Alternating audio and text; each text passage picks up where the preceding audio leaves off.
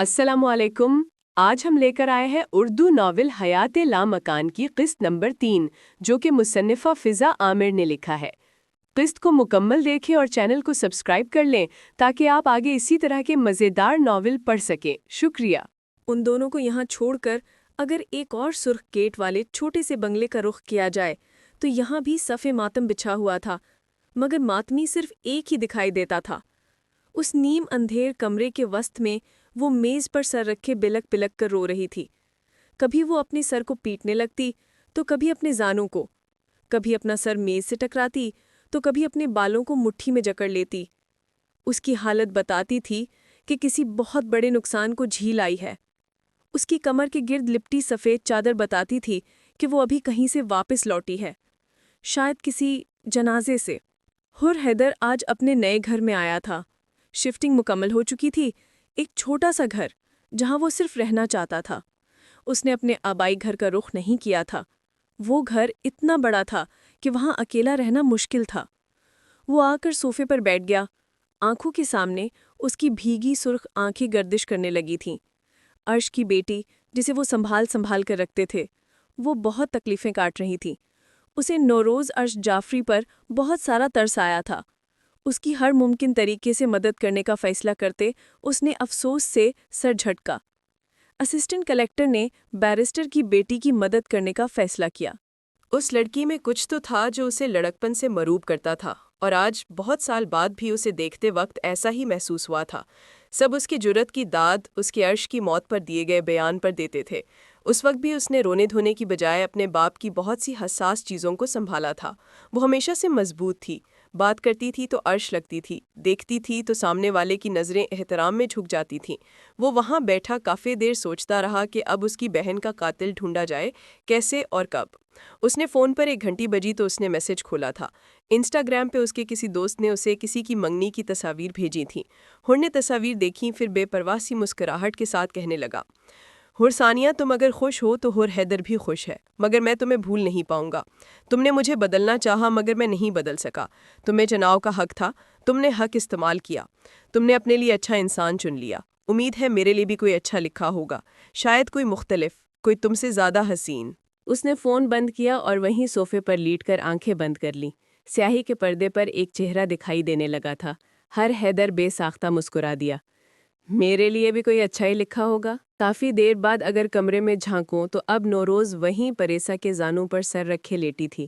پریسا نے صوفے پر سر ٹیک رکھا تھا اور ایک کشن اس کی گود میں پڑا تھا جس پر نوروز سر رکھے سو رہی تھی۔ وہ روتے روتے سونے کی عادی تھی۔ وہ سو گئی تھی مگر پریسا کو نیند نہیں آئی تھی۔ وہ رات سے جاگ رہی تھی۔ نوروز کے بالوں میں انگلیاں چلاتے وہ اپنے آنسوؤں کو بہنے سے روک نہیں سکتی تھی۔ اسے حالانکہ موت سے زیادہ افسوس اس اذیت کا تھا جو نوروز نے برداشت کی تھی۔ مرنے والا تو مر جاتا ہے مگر جس کے سامنے وہ دم توڑتا ہے وہ ایک طویل عرصے تک موت کا شکار ہوتا رہتا ہے، اور یہ امتحان اور سخت تب ہوتا ہے جب مرنے والے سے کوئی گہرا تعلق ہو۔ حالہ عرش کے بعد سے تھوڑی بدل گئی تھی۔ پریسا اور نوروز نے اس پر توجہ کو بہت بڑھا دیا تھا۔ وہ دونوں اسے ماں بن کر پال رہے تھے۔ ابھی عرش کا خون تازہ تھا کہ حالہ کی موت کا روگ لگ گیا تھا۔ اس کے کانوں میں نوروز کے جملے گونج رہے تھے۔ اس نے دل میں عزم کیا کہ وہ اس کے مجرم کو بھی ایسے ہی مرنے پر مجبور کر دے گی۔ اس کی آنکھوں سے بہتے قطرے کنپٹی سے ہوتے ہوئے اس کے سیاہ بالوں میں جذب ہو رہے تھے۔ اس کی نیندیں اڑ گئی تھیں۔ نوروز صحیح کہتی تھی، اب عرش جعفری بننے کا وقت ہے۔ اس دن کا ہر گھنٹہ اذیت ناک تھا۔ ہر گھنٹے کوئی نیا خوف نوروز کو آ لیتا تھا۔ اس کے بعد دن بھی گزرنے لگے، راتیں بھی کٹنے لگی تھیں۔ اذیت کم ہوئی تھی یا نہیں مگر ان تینوں کے درمیان بہت زیادہ فاصلے آ گئے تھے۔ پریسا اس سے نظریں چرانے لگی تھی تو بریرہ نے اس سے بات کرنا ہی کم کر دیا تھا۔ ان 40 دنوں میں نوروز نے ہر طرح سے باقر اور اس کی فورس سے رابطہ رکھا تھا۔ وہ حالہ کے مجرم تک پہنچنے کے لیے سر توڑ کوششیں کر رہی تھی۔ بھانکر کو ہر طرح کی انفارمیشن وہ دے رہی تھی۔ وہ جہاں بلاتا تھا، جب بلاتا تھا وہ جاتی تھی، مگر کوئی سراغ ہاتھ نہیں لگتا تھا۔ پریسا بھی اس کا ساتھ دے رہی تھی مگر بریرہ سے چھپ کر، کیونکہ بریرہ نے کیس بند کروا دیا تھا۔ وہ اپنی باقی دونوں بیٹیوں کو کھونا نہیں چاہتی تھی۔ 40ویں دن 31 اکتوبر سبز پرچم والے گھر میں سفید مسند بچھی تھی۔ بریرہ سفید لباس میں سامنے ویل چیئر پر بیٹھی تھی۔ پریسا اور نوروز ان کے دائیں جانب بیٹھی تھیں۔ پریسا کی آنکھیں ذرا نم سی لگتی تھی جبکہ نوروز کی آنکھوں میں کچھ بھی نہیں دکھتا تھا۔ وہ سپاٹ تھیں، مردہ سی، ہر قسم کے احساس سے آری۔ اس کی آنکھیں ایسی تھیں جو دل کے رازوں پر پردہ ڈالنا جانتی تھیں، وہ اس کے راز نہیں کھولتی تھیں۔ اسے ہراد سامنے سے آتی دکھائی دی تھی۔ اس نے آج بھی عبایا پہنے رکھا تھا مگر وہ سیاہ تھا جس پر نفیس نگوں کا کام ہوا تھا۔ وہ اپنی ہیلز اتار کر اندر داخل ہوئی تو پریسا اس سے اٹھ کر ملی، پھر وہ دونوں نوروز کے ساتھ بیٹھ گئیں۔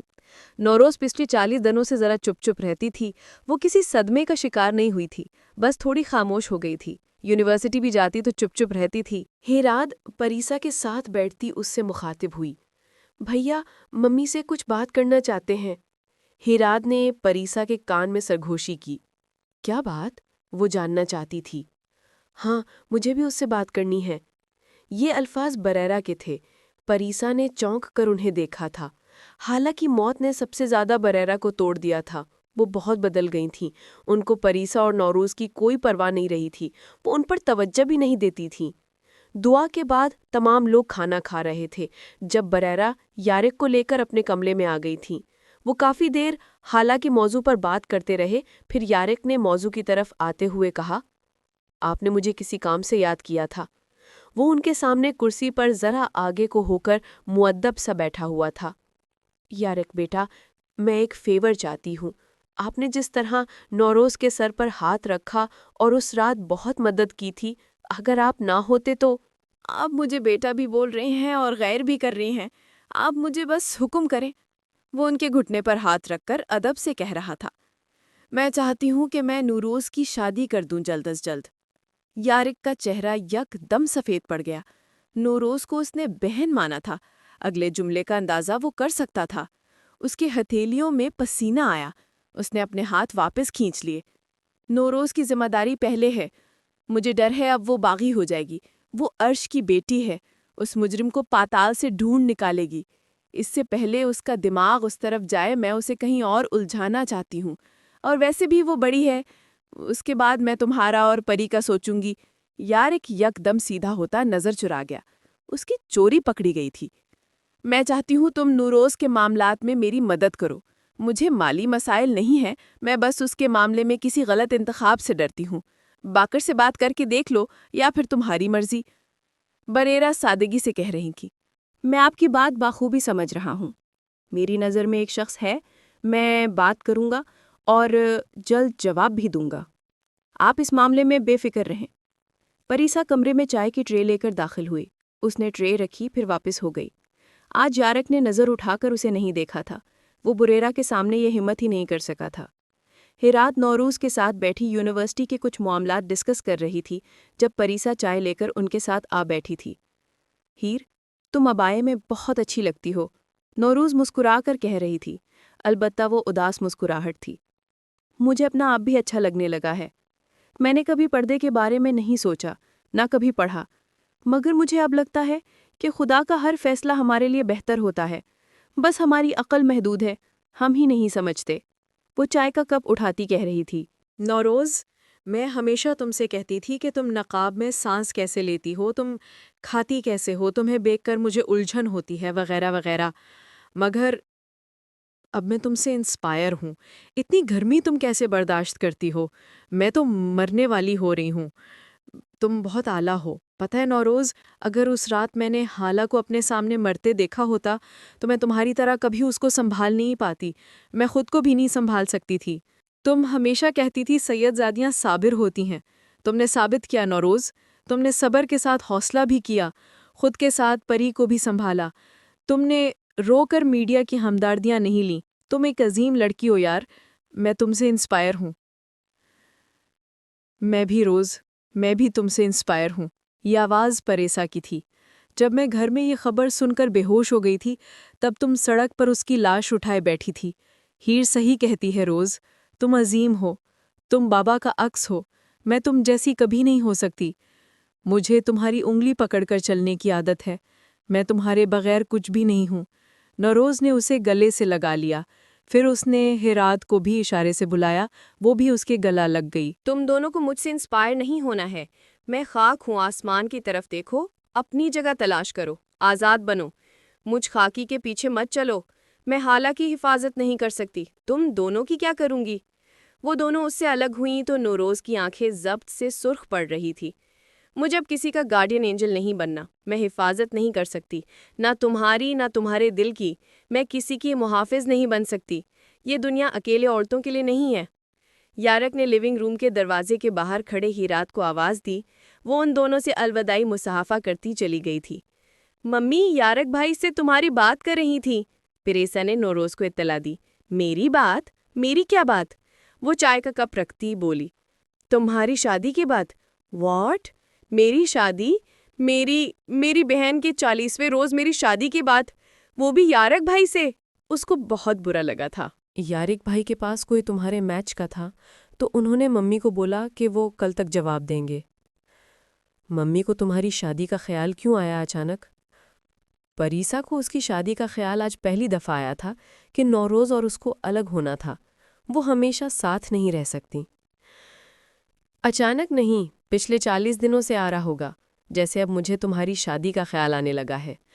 میں تمہاری حفاظت نہیں کر سکتی پری، کسی مضبوط سہارے کو ڈھونڈ لو، نہیں تو میرے بعد تمہاری باری ہے۔ ممی کے آگے سر جھکا دینا مشکل ہے، تم اپنی پسند سے شادی کر لینا۔ وہ اس کے سر پر بم پھوٹتی اٹھ کر چلی گئی تھی۔ پریسا وہیں جامد سی بیٹھی رہی، اس کے ذہن میں ایک چہرہ ابھرتا پھر معدوم ہوتا۔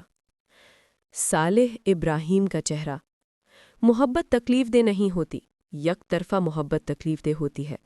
وہ نوروز کے پیچھے لپکی، وہ جانتی تھی کہ وہ اپنے کمرے میں گئی ہے۔ اس نے نوروز کے کمرے کا دروازہ کھٹکھٹایا، کوئی آواز نہیں آئی۔ اس نے دوبارہ دستک دی مگر جواب نہیں آیا۔ اس نے ناپ گھمایا مگر وہ لاک تھا۔ وہ وہیں بیٹھ گئی۔ گھر میں اب صرف 3 نفوس تھے۔ ایک نیچے کمرے میں ویل چیئر پر بیٹھی بریرہ ارش جعفری تھی، اوپر ایک لڑکی کمرے کے اندر دروازے سے لگی بیٹھی تھی اور دوسری لڑکی کمرے کے باہر دروازے سے لگی بیٹھی تھی۔ گھر میں خاموشیوں کا راج تھا۔ پریسا خاموشی سے بیٹھی اور سر دروازے سے ٹیک دیا۔ اب وہ نوروز کی ہلکی ہلکی ہچکیوں کی آواز کو بآسانی سن سکتی تھی۔ اس کی آنکھوں سے آنسو بہنے لگے۔ وہ جانتی تھی کہ نوروز مضبوط ہے مگر انسان ہے، وہ بھی ٹوٹتی تھی، بس اپنی اذیتوں کا اشتہار نہیں لگاتی تھی۔ نوروز جعفری ہمیشہ پریسا کے لیے موجود تھی مگر وہ نوروز کے لیے کبھی موجود نہیں ہوتی تھی۔ نوروز ہمیشہ اسے سنبھالتی تھی، بچاتی تھی، مگر وہ یہ سب نوروز کے لیے کبھی نہیں کر سکی تھی، کیونکہ وہ پریسا جعفری تھی، وہ نوروز نہیں بن سکتی تھی۔ کیا نوروز بننا اتنا آسان ہوتا ہے؟ نہیں۔ نوروز جو اندر دروازے کے ساتھ لگی بیٹھی تھی، اس کی آنکھوں میں ایک منظر نامہ چل رہا تھا۔ وہ منظر پچھلی 40 راتوں سے وہ جاگتی آنکھوں سے دیکھتی تھی۔ سب کہتے تھے نوروز مضبوط ہے، صابر ہے۔ کوئی نہیں جانتا تھا کہ نوروز جعفری پچھلی 40 راتوں سے سو نہیں سکی۔ اس کو اب بھی اپنے ہاتھوں پر حالانکہ خون کی نمی محسوس ہوتی تھی۔ وہ اپنے ہاتھوں کو دیکھتی تو اسے سرخ نظر آتے تھے، آغوش کو دیکھتی تو حالہ کا خون میں ڈوبا چہرہ دکھتا تھا۔ اس نے اپنا سر گھٹنوں پر گرا دیا، پھر اس نے روتی آنکھیں اٹھا کر آسمان کی جانب دیکھتے کہنا شروع کیا، اے اللہ، میں تجھے اپنا رب مانتی ہوں، میں کسی کو تیرے ساتھ شریک نہیں کرتی۔ تو وہ ہے جس نے مجھے پیدا کیا، جس نے مجھے عزت دی، جس نے میرے باپ کو عزت دی۔ اللہ، تیری احسان نہیں گنوا سکتی میں، مجھے صبر دے ورنہ میرا دل پھٹ جائے گا۔ میں اتنی مضبوط نہیں ہوں اللہ تعالیٰ، مجھے صبر دے، تجھے تیرے حبیب کے صبر کا واسطہ، مجھے صبر دے، اللہ میرا دل پھٹ جائے گا۔ اس کی آواز بلند ہونے لگی تھی، ضبط ٹوٹ رہا تھا۔ صبر کرنا اتنا آسان نہیں ہوتا اللہ تعالیٰ، یہ بڑا مشکل ہے، یہ بڑا اذیت ناک ہے۔ میں تیری تقسیم پر راضی ہوں، مجھے شکوہ نہیں مالک، بس مجھ سے صبر نہیں ہوتا، میں خاکی ہوں۔ یہ صبر بڑا مشکل ہے، کلیجہ کٹ رہا ہے، آنسو بہہ رہے ہیں، سانس نہیں آتی، دنیا تنگ لگنے لگی ہے، لیکن میں شکوہ نہیں کرتی۔ وہ سجدے کی سی حالت میں اب زمین پہ ماتھا ٹکائے رو رہی تھی، اور دروازے سے باہر بیٹھی لڑکی اس کی آواز سن کر منہ پر ہاتھ جمائے رو رہی تھی، اپنی آواز کا گلا گھونٹ رہی تھی۔ پریسا آج ایک عرصہ بعد اس کی ایسی سسکتی آواز سن رہی تھی۔ میں پری کی حفاظت نہیں کر سکتی، پری کے دل سے سولے کو نکال دے، وہ بہت تکلیف میں ہے، مجھے پتہ ہے نا، پر میں کچھ نہیں کر سکتی اس کے لیے، میں بے بس ہوں۔ اللہ میری بہن کو اس کی خوشیاں لٹا دو، اس کا دل محبت کا مارا ہوا ہے تو سولے کو اچھا آدمی بنا کر اسے دے دے، یا اس کے دل سے یہ مرض نکال دے، اس کی تکلیف کم کر دے اللہ تعالیٰ۔ میں بابا کے سامنے سرخرو ہو جاؤں، میں ان کی ایک بیٹی کے معاملے میں کوتاہی کر گئی، دوسری کے معاملے میں نہیں کرنا چاہتی۔ اللہ تعالیٰ پلیز وہ ہچکیاں لیتی ایک لمحے کے لیے ٹھہری۔ کسی کی سسکی اس کے کانوں سے ٹکرائی تھی۔ اس نے وہیں بیٹھے بیٹھے پلٹ کر ایک جھٹکے سے دروازے کا لاک کھولا۔ پریسا جو دروازے سے سر ٹیک کر بیٹھی تھی پیچھے کو لڑھک گئی۔ پھر اس نے سیدھا ہوتے شرمندہ نظروں سے نوروز کو دیکھا۔ نوروز کی آنکھیں بالکل سفید تھیں، اس کی آنکھوں کو سرخ پڑنے کی عادت نہیں تھی۔ پریسا نے سیدھا ہوتے ساتھ ہی اسے سینے سے لگایا۔ نوروز نے خود پر بٹھائے آج سارے بند توڑ دیے تھے۔ وہ رونے لگی، پھر اس کی آواز بلند ہو گئی۔ پریسا اسے خاموش نہیں کروا سکتی تھی۔ 40 دن کا غبار آج بہنے لگا تھا۔ وہ اسے تھپکتی رہی، اس کی ہچکی بند گئی تھی۔ بہت دیر رونے کے بعد وہ بولی، پری، صالح تمہارے قابل نہیں ہے۔ تم کسی ایسے انسان سے شادی کرنا جو تم سے محبت کرے، جو تمہیں تمہارے ہر عیب کے ساتھ قبول کر لے۔ پری، تم گھاٹے کا سودا نہیں کرنا۔ تم جس قدردان پر ہاتھ رکھو گی میں تمہیں لا کر دوں گی، مگر صالح جیسا انسان نہیں۔ وہ کسی اور کی محبت کا پرستار ہے، وہ تمہیں کبھی عزت نہیں دے گا۔ نوروز اس سے الگ ہوئی۔ اپنے لیے بہترین انتخاب کرنا، میں ساتھ ہوں، ممی کو بھی سنبھال لوں گی، میں سب ٹھیک کر دوں گی، میں تمہارے لیے سب کروں گی، بس تم نے پیچھے نہیں ہٹنا۔ نوروز تمہارے آگے کھڑی ہے، تم تک کسی کو نہیں آنے دوں گے۔ وہ اس کا ہاتھ پکڑ کر بول رہی تھی۔ عرش کی تربیت سامنے جھلک رہی تھی، مگر کچھ تھا جو ان دونوں میں مختلف تھا۔ اور تم روز، تمہارے آگے کون کھڑا ہے، تمہیں کون بچائے گا؟ تم نے ساری زندگی بہن ہو کر ماں والے فرض نبھائے ہیں، تمہارا حق کہاں گیا؟ اس سب میں تم کہاں ہو؟ پریسا اس کے ہاتھوں سے اپنے ہاتھ چھڑواتی بول رہی تھی۔ ممی کا ایکسیڈنٹ تمہاری وجہ سے نہیں ہوا تھا، وہ حادثہ تھا، مگر تم نے اسے دل سے لگا لیا۔ تم نے ممی کی ساری ذمہ داریاں اپنے سر لیں، تم نے حالہ کو پالا، مجھے سنبھالا، بابا کے ساتھ رہیں۔ تم نے میری وجہ سے اپنا سائبر سیکیورٹی اسپیشلسٹ بننے کا خواب چھوڑا، اور اب تم حالہ کی موت کا ذمہ دار خود کو سمجھتی ہو؟ تم اور کتنی قربانیاں دو گی روز؟ خود پر رحم کرو۔ تم میری ماں مت بنو، میری بہن بنو۔ اپنا دکھ بھی تو مجھے بتاؤ نا۔ تم ناانصافی کرتی ہو۔ بابا کہتے تھے تم عرش جعفری ہو، وہ اس لیے کہتے تھے کیونکہ تم میں ان جیسا صبر تھا روز، مجھے اب سمجھ آئی۔ پریسا خفگی سے رخ پھیر چکی تھی۔ پری، میں نازک مزاج نہیں ہوں، میں برداشت کر سکتی ہوں، مجھے… پریسا نے اس کی بات درمیان میں ہی کاٹی اور درشتگی سے بولی، میری ماں مت بنو روز، مجھے بہن کی ضرورت ہے، میری ماں زندہ ہے ابھی۔ پریسا اٹھ کر اب کھڑکی بند کر رہی تھی۔ نوروز کا کمرہ گھر کا سب سے زیادہ ہوادار و روشن کمرہ تھا۔ اسے کھڑکیاں، دروازے اور کھلی جگہ ہی پسند تھیں۔ آج بھی اس کے کمرے کی کھڑکی کھلی تھی، مگر باہر چلنے والی سرد ہوا نے مجبور کیا کہ اسے بند کر دیا جائے۔ زندگی میں کچھ کھڑکیاں ہماری پسند سے کھلی رہتی ہیں، مگر ان کا بند ہو جانا بہتر ہوتا ہے۔ وہ دونوں گاڑی میں بیٹھے، اب گھر کے قریب ہی تھے۔ یارک گاڑی کو خاموشی سے چلا رہا تھا اور ہیراد اپنے فون پر کچھ دیکھ رہی تھی۔ پھر اس نے فون پرس میں رکھا، ایک نظر یارک پر ڈال کر اب وہ باہر دیکھ رہی تھی۔ بھیا، ممی کو آپ سے کیا کام تھا؟ چپ رہنا شاید اس کی توہین ہی، اس لیے کوئی بات ڈھونڈ کر پوچھ لی۔ وہ نوروز کی شادی کرنا چاہتی ہیں، اس لیے مجھ سے ریکویسٹ کر رہی تھی۔ کیا؟ روز کی شادی؟ آپ سے؟ واہ، وہ بہت اچھی ہیں۔ ہیراد ایک دم پرجوش سی ہو گئی تھی۔ نہیں اسٹوپڈ، مجھ سے نہیں، کوئی رشتہ ڈھونڈنے کا کہہ رہی تھی۔ وہ اس کی بات کا برا مان گیا۔ وہ بھلا کیوں کرتا نوروز سے شادی؟ آپ ہی کر لیں ہاں اس سے شادی، وہ اتنی خوبصورت تو ہے۔ بھلا آپ کیوں نہیں؟ اس کا جوش جھاگ کی طرح بیٹھ گیا تھا۔ ہیر، کیونکہ میں تو تمہاری پری میں انٹرسٹڈ ہوں۔ یارک نے ایک ٹھنڈی آب بھر کر آخر آج کہہ ہی ڈالا تھا جو پچھلے 41 دنوں سے اس کے دماغ میں تھا، یا شاید دل میں۔ کیا؟ پری؟ آپ کا دماغ چل گیا ہے؟ پری کتنی چھوٹی ہے آپ سے؟ ہیراد کو تو اچھا خاصا شوق لگا تھا۔ نوروز بھی تو چھوٹی ہے۔ یارک اس کی تقسیم پر حیران تھا۔ نوروز اور پری میں زمین آسمان کا فرق ہے۔ نوروز آپ کے ساتھ رہ سکتی ہے، پر پری ناممکن۔ آپ اسے کبھی خوش نہیں رکھ سکتے، آپ میں اتنے گٹس ہی نہیں ہیں۔ اس بار یارک کو شوق لگا تھا۔ وہ سمجھا کہ وہ کہے گی کہ پری اس کی بھابھی بننے کے قابل نہیں ہے، پر یہاں معاملات ہی الٹ تھے۔ مجھ میں گٹس نہیں ہے؟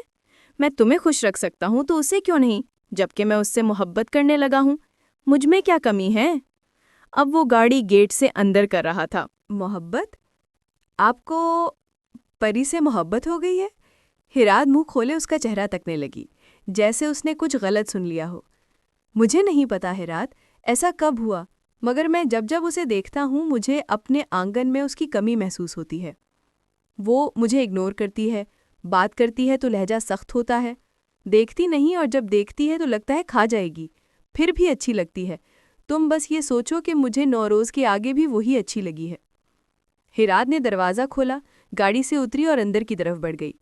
یارک کو لگا وہ ناراض ہو گئی ہے، وہ بھی گاڑی پارک کر کے اس کے پیچھے آیا۔ وہ لیونگ روم کے صوفے پر بیٹھی تھی، یارک اس کے ساتھ آ بیٹھا۔ اس کو ناراض چھوڑنا یارک کی عادت کے خلاف تھا، برا لگا۔ یارک نے پیار سے اس کے کندھے پر ہاتھ پھیلایا۔ نہیں، میں سوچ رہی ہوں کہ نوروز کے لیے سوٹیبل میچ کون ہوگا؟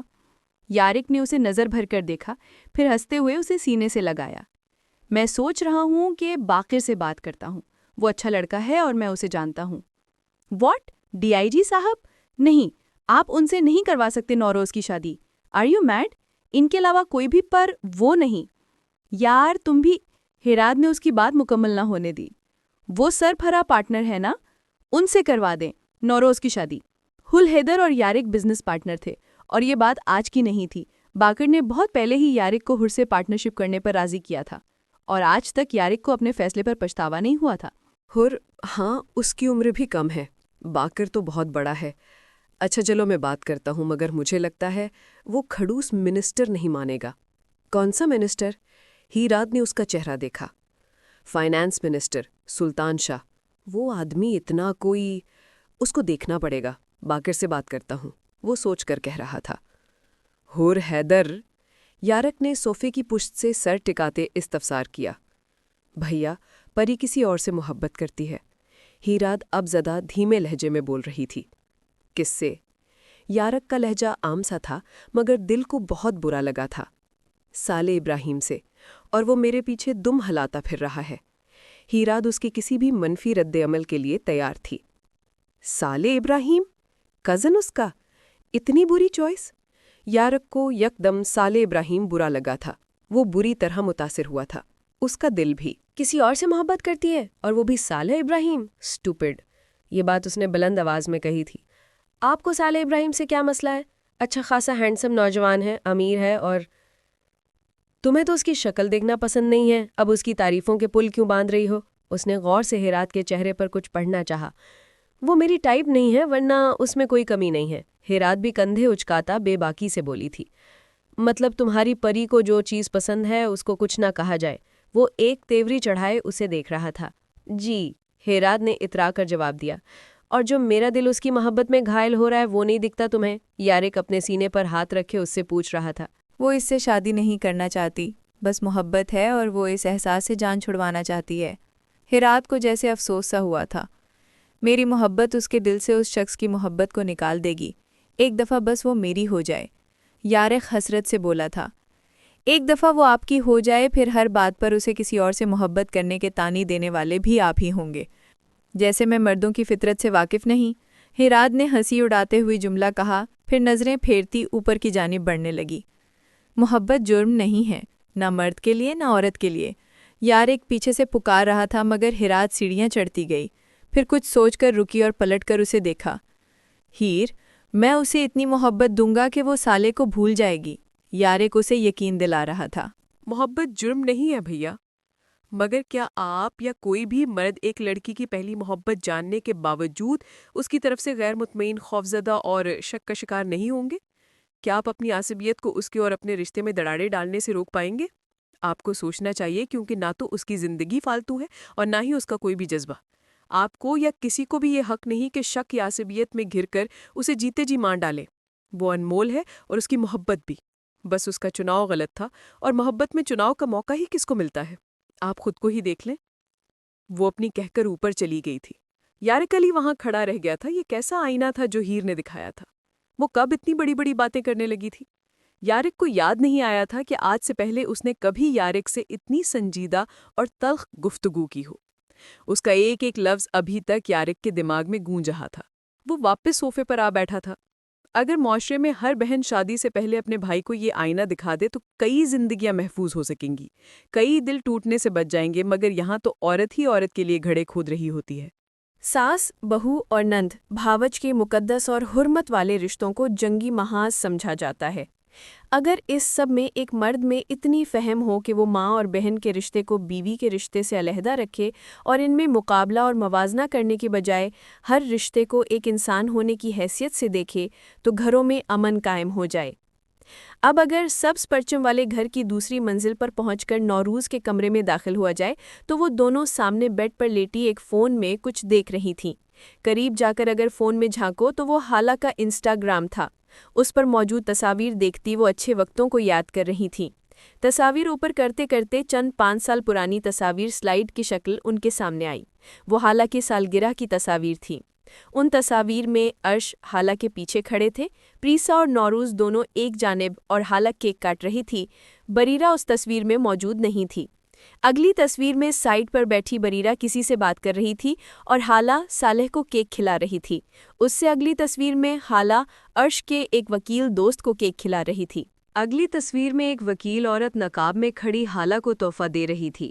پیچھے ابراہیم اور بریرہ کسی بات پر بحث کرتے دکھتے تھے۔ اس کو دیکھ کر پری کو یاد آیا تو کہنے لگی، روز تم نے دیکھا تھا پروسیکیوٹر رباب حالہ کی ڈیتھ پر کتنا رو رہی تھیں؟ ان کی تو ممی سے بھی بری حالت تھی۔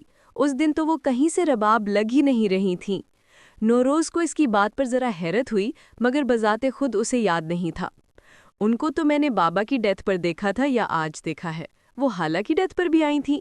رو تو وہ آج بھی بہت رہی تھیں۔ پتہ ہے پری، مجھے کہہ رہی تھیں کہ کوئی لیگل ایڈوائس چاہیے ہوئی تو ان سے رابطہ کروں، وہ بابا کے احسانات چکانا چاہتی ہیں۔ پریسا کو یہ بات اچھی لگی تھی۔ ہاں تو برا کیا ہے، ہمیں حالہ کے کیس کا کوئی سراغ ملا تو ہمیں وکیل کی خدمات چاہیے ہوں گی۔ روز تمہیں پتہ ہے میں نے آج ان کا چہرہ دیکھا، ان کو رو رو کر ہچکی لگ گئی تھی، تب میں ان کو کچن میں لے آئی تھی۔ تمہیں پتہ ہے وہ بہت خوبصورت ہیں، ان کا چہرہ تم سے ملتا ہے۔ بکو مت پری، اب وہ ہماری چوتھی بہن نہیں ہو سکتی۔ اس فضول بات پر وہ یہی کہہ سکتی تھی۔ سچ میں روز ان کا چہرہ… پری، تمہارا دماغ ویسے ہی آج کل تھوڑا کم کام کرتا ہے، تم چپ رہو۔ ویسے تم آج یہاں سو رہی ہو؟ میں کیوں سونے لگی تمہارے کمرے میں؟ جا رہی ہوں میں۔ وہ اپنے چہرے پر گرتی لٹ پیچھے کو اڑاتی کمرے سے نکل گئی۔ نوروز اسے دیکھے گئی، پھر انسٹاگرام کی طرف متوجہ ہو گئی۔ صبح ہی رات کی آنکھ بھوک کی شدت سے کھلی تھی۔ صبح کے 5 بج رہے تھے جب اس نے کمرے میں موجود منی فریج کو خالی پایا۔ وہ بالوں کا جوڑا بناتی سیڑھیاں اتر رہی تھی۔ اس کے ڈھیلے سلیپر سے چٹ چٹ کی آواز آتی تھی۔ آخری چند زینے اترتے ہوئے اس کی نظر یارق پر پڑی تو اس کو اپنی رات والی بدزبانی کی وجہ سے پشیمانی نے آ گھیرا۔ وہ چلتی ہوئی اس کے پاس آئی۔ وہ شاید سو رہا تھا۔ ہیراد اس کی پشت دیکھ سکتی تھی۔ وہ گھوم کر اس کے سامنے آئی تو وہ فوراً سیدھا ہو بیٹھا۔ بھیا، وہ کچھ کہنا چاہتی تھی، شاید کوئی معذرت یا کوئی دلیل، مگر وہ پہلے ہی بولنے لگا۔ ہیر، اسے میری طرف سے کبھی ادنے تحفظ، شک اور عصبیت کی شکایت نہیں ہوگی۔ میں کوشش کروں گا کہ کبھی اس سے کوئی حساس سوال نہ کروں۔ میں اس کے ٹوٹے دل کو محبت سے جوڑنے کی کوشش کروں گا۔ بھیا، میرا وہ مطلب نہیں تھا۔ ہیراد شرمندہ تھی، اپنے جملوں پر نہیں، اپنے لہجے پر۔ جو تم نے کہا سب ٹھیک کہا۔ تم اس کی ہم عمر ہو، اس کی طرح سوچ سکتی ہو۔ تم نے مجھے وہ بتایا جو شاید میری عمر کا کوئی بھی مجھے نہیں سمجھا سکتا تھا۔ یارے کو اس کی بات بری نہیں لگی تھی، سچ کڑوا ہی ہوا کرتا ہے۔ بھیا، میں بس آپ دونوں کو خوش دیکھنا چاہتی ہوں، ایک دوسرے کے ساتھ یا علیحدہ، اس سے مجھے فرق نہیں پڑتا۔ ہیراد کی آنکھوں میں بھائی کے لیے بے حد محبت تھی۔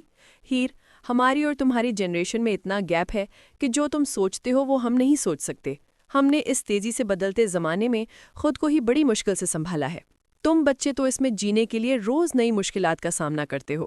کوئی مانے یا نہ مانے، تم لوگ ہم سے زیادہ سمارٹ ہو۔ تم لوگوں کے مشورے بھی ہمارے تجربے سے زیادہ کارآمد ہیں۔ آپ یہاں بیٹھ کر پری کے بارے میں سوچتے رہے ہیں پوری رات؟ ہیراد کا دھیان اب اس طرف گیا تھا۔ ہاں، میں نے کہا نا، مجھے اپنے آنگن میں اس کی کمی محسوس ہوتی ہے۔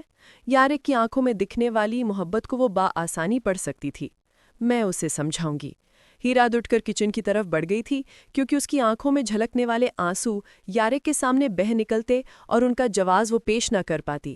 مرد بھی ایسی محبت کرتے ہیں؟ کیا مرد بھی صرف ایک عورت کو سوچنے کی خاطر پوری رات جاگ سکتے ہیں؟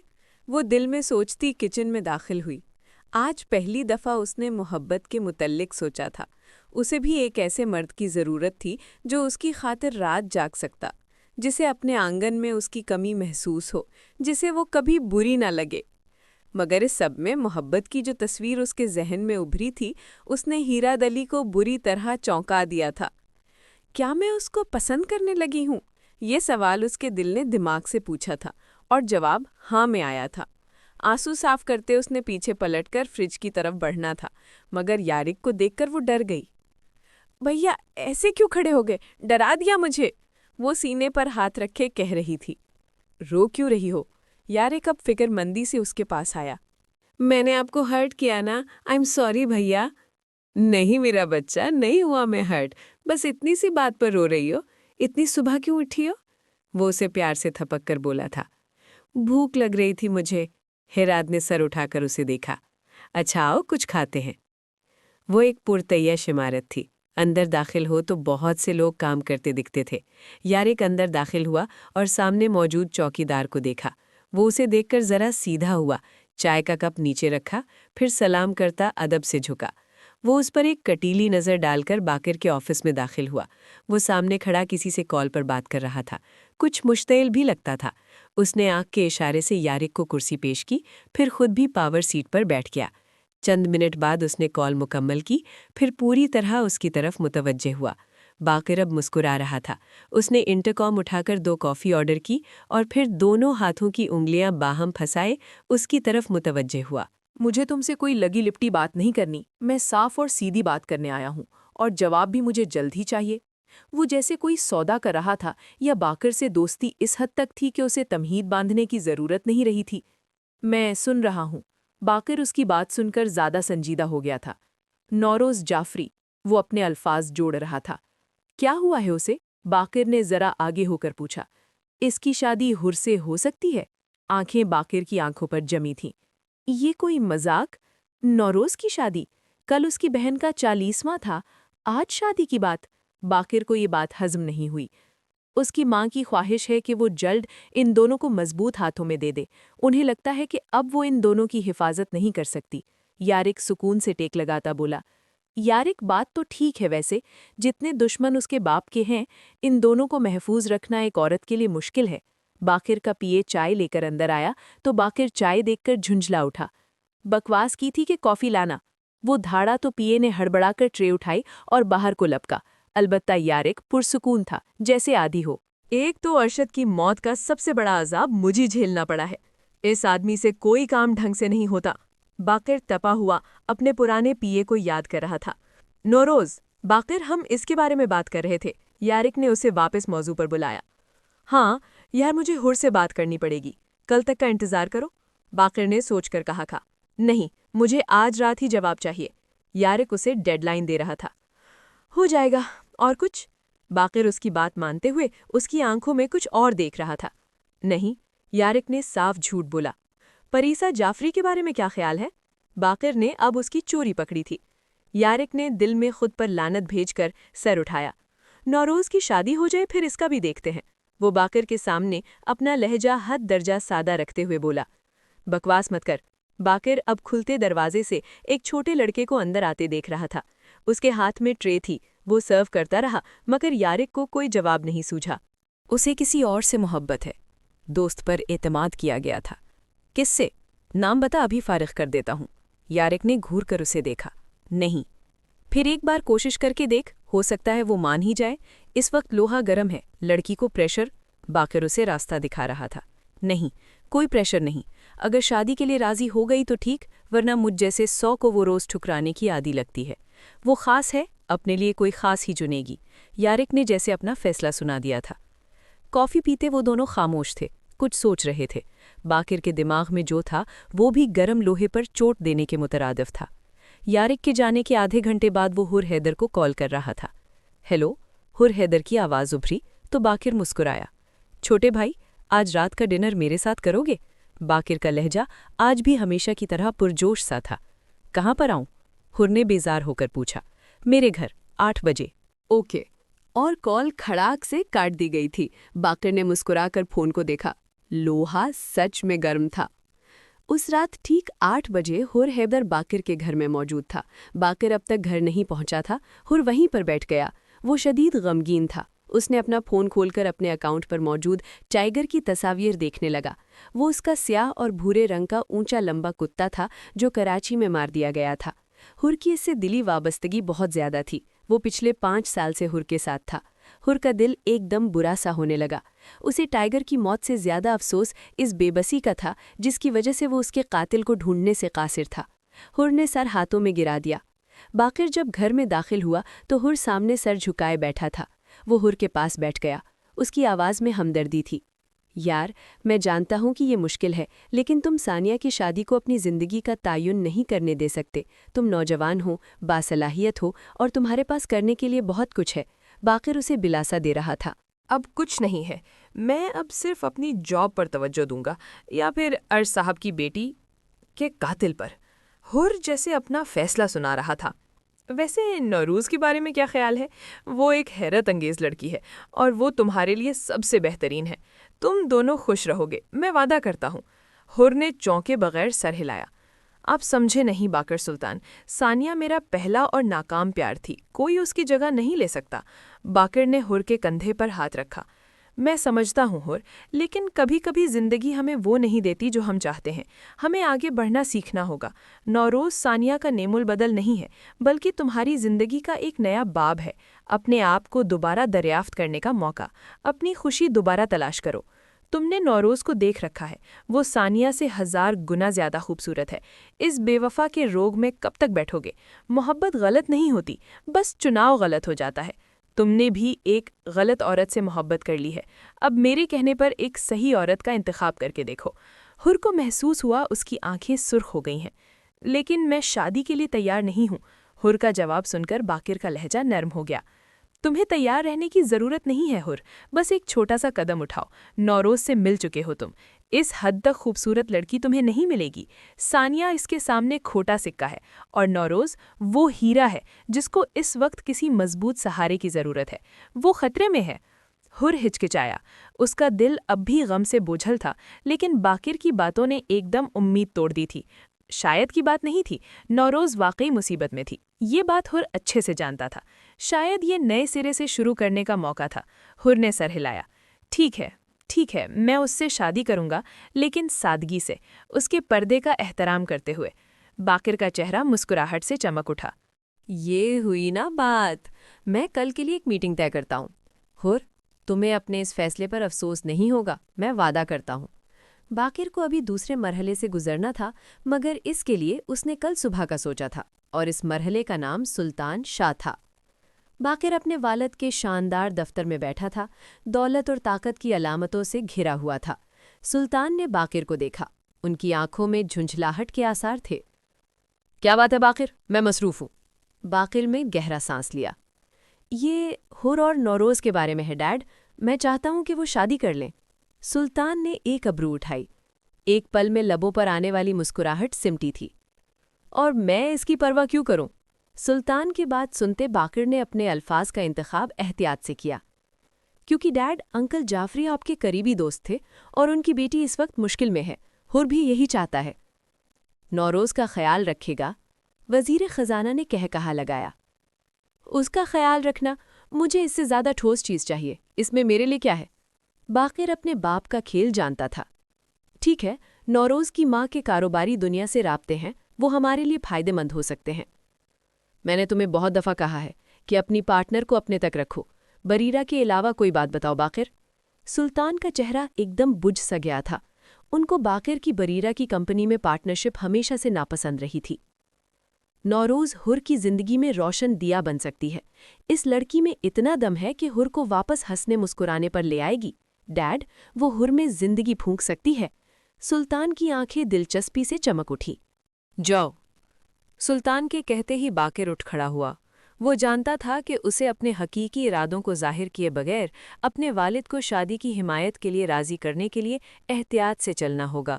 اقتدار اور بدعنوانی کا کھیل پیچیدہ تھا، لیکن باقر ہر اور نوروز کی خوشی کو یقینی بنانے کے لیے اس کھیل کو کھیلنے کے لیے پرعزم تھا۔ ہیرات پریسا کے ساتھ یونیورسٹی کی کینٹین میں بیٹھی ہوئی تھی۔ ہیرات اسے رشک سے دیکھ رہی تھی۔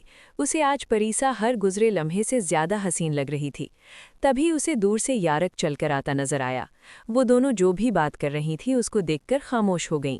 یارک آیا اور ایک کرسی کھینچ کے ان دونوں کے نزدیک بیٹھے وہ ہیرات کا جوس اٹھا کر پینے لگا۔ وہ دونوں اس کو دم سادھے دیکھ رہی تھیں کیونکہ اس کا یونیورسٹی میں آنا عام حالات میں پہلی دفعہ تھا۔ ہیرات کو ہضم نہ ہوا تو پوچھنے لگی، خیریت ہے بھیا، آپ یہاں پہ؟ کال بھی نہیں کی آپ نے مجھے؟